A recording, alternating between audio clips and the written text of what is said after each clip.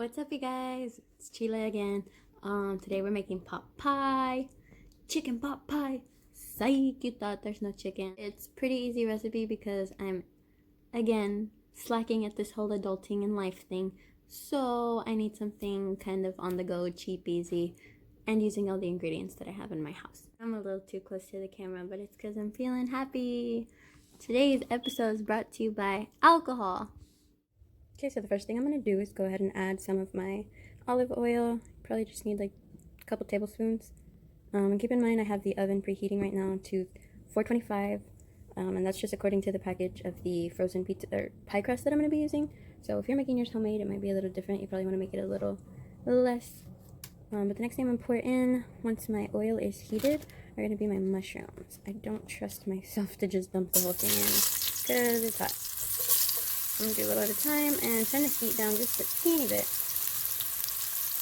If you wanted to use fresh onion and fresh garlic, you could put that in before you put the mushrooms, but I'm just going to be using like the powder seasoning today, so I won't be doing that.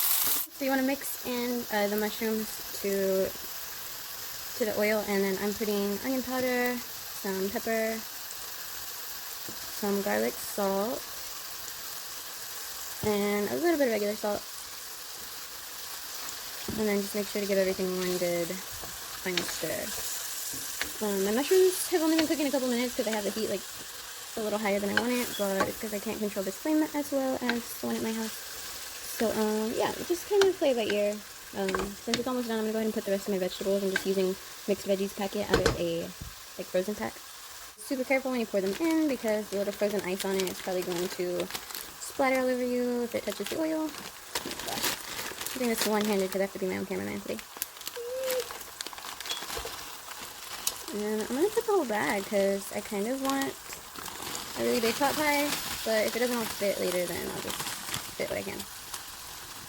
Sorry that my camera's all over the place. Like I said, I don't have a camera crew today. Just mix everything in one more time. If you want to taste it, you can. See if it needs a little bit more seasoning.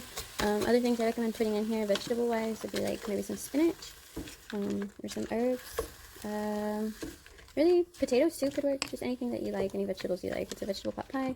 Of course, if you're not vegan, go ahead and add chicken or something crazy. Ooh, broccoli is also really good in pot pies. Personal fave, but you do what you want.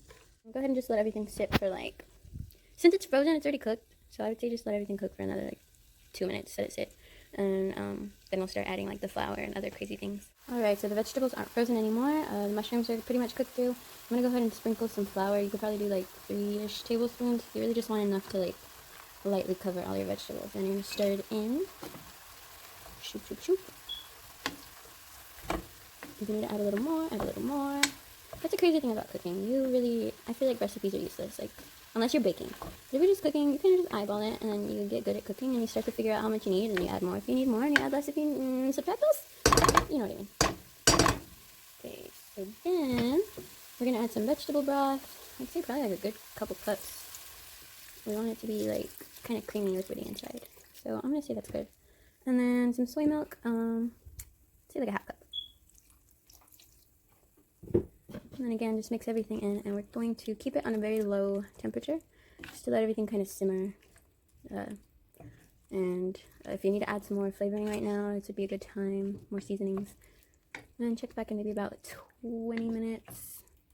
And you can check it more than that, like check sooner than that, just because all of our vegetables are already cooked through.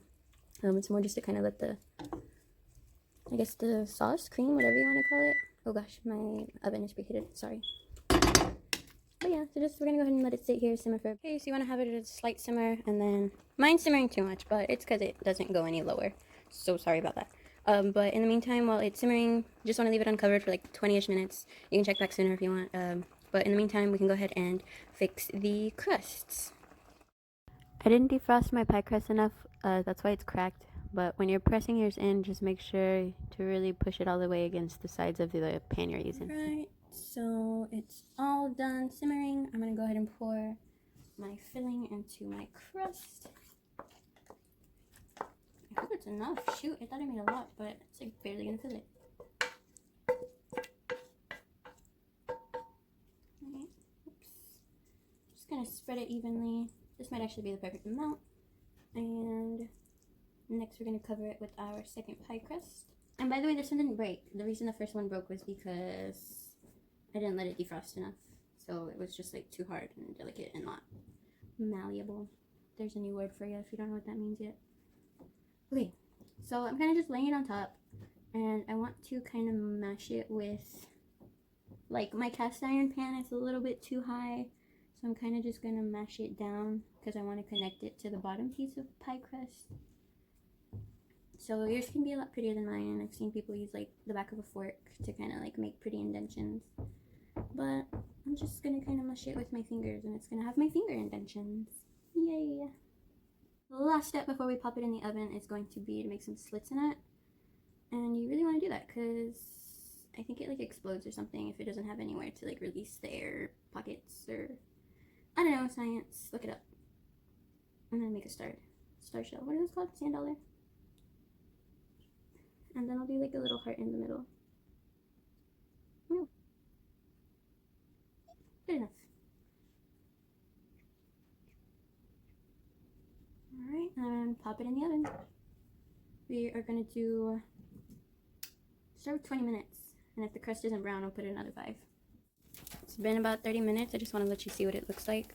The filling's starting to bubble up, so I'm just going to give it a few more minutes, 10 at the very most, just so it comes out. But the crust is already a nice golden color. I just need the filling to start bubbling out, so I know it's really done.